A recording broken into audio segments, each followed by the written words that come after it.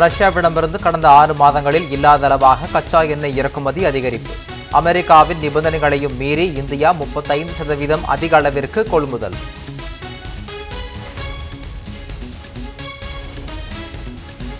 ரஷ்ய கச்சா எண்ணெய் இறக்குமதியை குறைக்காவிட்டால் மீண்டும் வரி உயர்வு.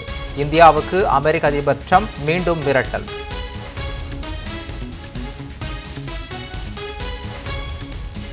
இருபது லட்சம் கல்லூரி மாணவர்களுக்கு மடிக்கணினி வழங்கும் மாபெரும் திட்டம். சென்னையில் இன்று தொடங்கி வைக்கிறார் முதலமைச்சர் மு.க. ஸ்டாலின்.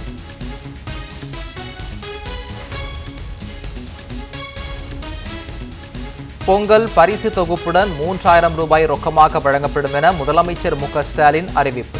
தாய் வீட்டு சீர் வந்தது போல் இருக்கிறது என பெண்கள் மகிழ்ச்சி.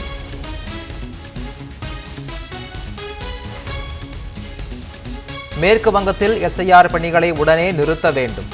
தேர்தல் ஆணையத்திற்கு கடிதம் மூலம் முதலமைச்சர் மம்தா பானர்ஜி வலியுறுத்தல்.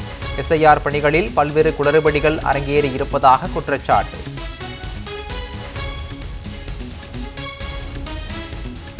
வாக்காளர் பட்டியலில் பெயர் சேர்க்க தமிழ்நாடு முழுவதும் 70,000 வாக்குச்சாவடிகளில் 2 நாட்கள் நடைபெற்ற சிறப்பு முகாம். நேற்று மட்டுமே ஒரே 4,74,000 வாக்காளர்கள் பெயர் சேர்க்க விண்ணப்பம்.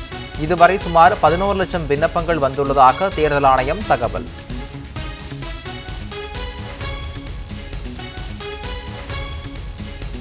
இந்தியாவில் விமான பயணிகள் பவர் பேங்க் உள்ளிட்ட மின்னணு சாதனங்களை பயன்படுத்த தடை.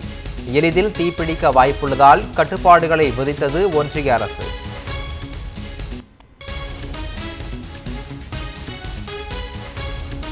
வெனிசுலா நாட்டின் இடைக்கால அதிபரானார் டெல்சி ராட்ரிக்ஸ். நிக்கோலஸ் மதுரோவை நிபந்தனையின்றி அமெரிக்கா விடுதலை செய்ய வேண்டும் என வலியுறுத்தல்.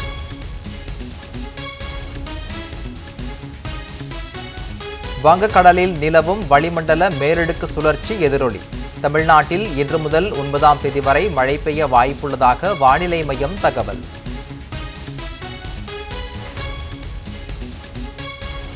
ஆஸ்திரேலியாவுக்கு எதிரான 5வது ஆஷஸ் டெஸ்ட் போட்டி 350 ரன்களை கடந்து வலுவான நிலையில் இங்கிலாந்து அணி.